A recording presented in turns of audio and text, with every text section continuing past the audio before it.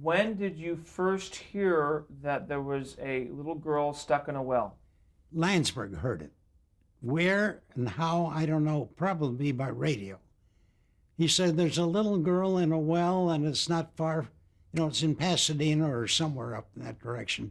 He says, we're going to go up there and shoot it because they thought they would get the girl out. So the other cameraman, myself, we left with one truck. And they couldn't get to the girl. They tried midgets, and they tried this, and they tried that. Meantime, time is passing. We went there early in the afternoon, if I remember right. Now it's getting dark, and lights were brought in. We lit up the area, and the utilities and different people had lit up the area too, because they're trying to get to this little girl. You remember how old she was?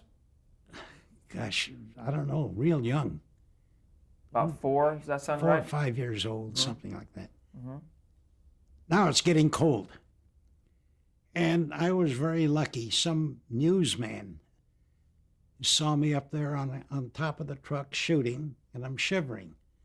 And he threw up a big, kind of a heavy raincoat to me, warm enough. Now we need food. Now food is being brought in to the workers. They're trying to get the girl out. You were you shooting the scene continuously? Continuously, never went off the air. 24 hours a day. The whole thing lasted 33 hours. So describe just visually what it looked like when you first turned on your camera. Well, here's a big hole in the ground, a lot of people down there, lights, and they had midgets, and they had big people, and they had digging equipment. They're trying to dig a hole next to her so they could go under horizontally. That didn't work. The midgets couldn't get down the hole. It was too small. Then they finally enlarged the hole. And they still couldn't get down there because dirt and rocks are falling. The little girl is down there. They sent down pipes with oxygen and different things and listening devices. And there was just chaos in a small circle. I'd say probably a 50-foot circle around this big hole. And it was now people gathering around because they've heard about it. There was a large crowd? A pretty good sizable crowd now. Now it's getting to be daylight. Hungry as heck. Well, let's go back. We left you off at the evening. You were given a coat to keep warm, and this is into the evening, so the lights were brought in. You were there all night? All night. Never went off the air. Anything, what was happening during the night? Well, they can't get to the girl. They're trying every means that the human brain could think of to get to this little girl, and they couldn't get to her. And you were on top of the... on top of one of the trucks. And how many other TV stations were there covering it? Oh, by the time it was over, there were 2 or 3 other stations there. A couple of stations anyway. We were there alone most of the time. Was Stan Chambers, Bill Welch. Stan Chambers and Bill Welch were the reporters there on scene. Reporters. And they were describing to us? Describing everything of what we're shooting.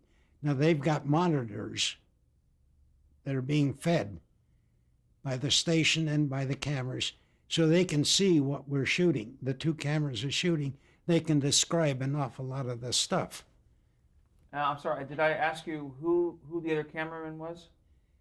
Jimmy Casson. And at this point, you were able, and the technology advanced enough where you were able to get a feed from the station? No. So you had a monitor that you could Oh, yeah, the camera now had a monitor.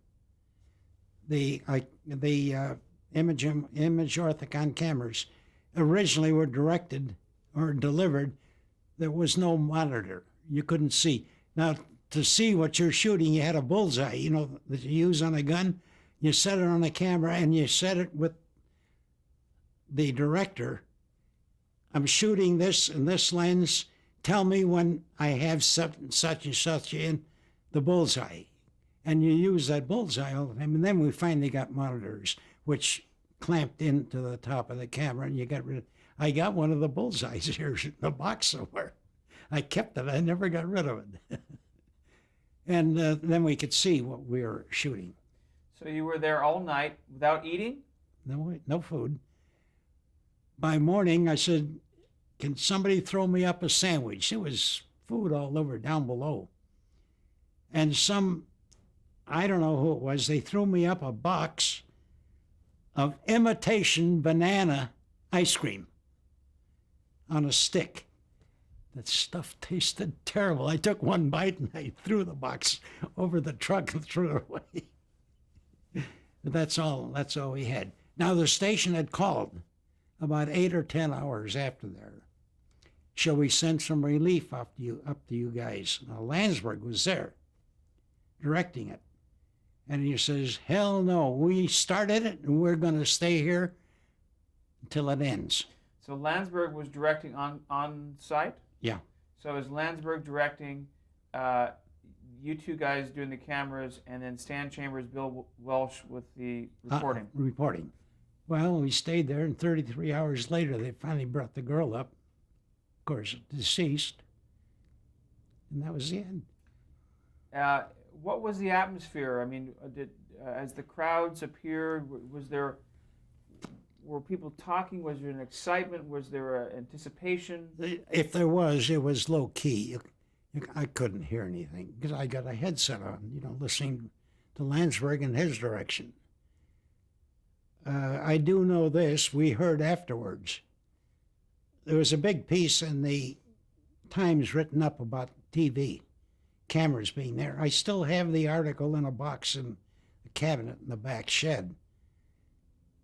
But what else I heard, all the stores that now had TV sets, that were selling sets because they're being manufactured, the city came to a stop. The story got that big. That started television. From that day on, after Kathy Fiscus, you couldn't keep up with television. The stores couldn't keep enough sets on stock. It just went faster, and equipment began to get smaller and smaller and better and better. That is the start of television.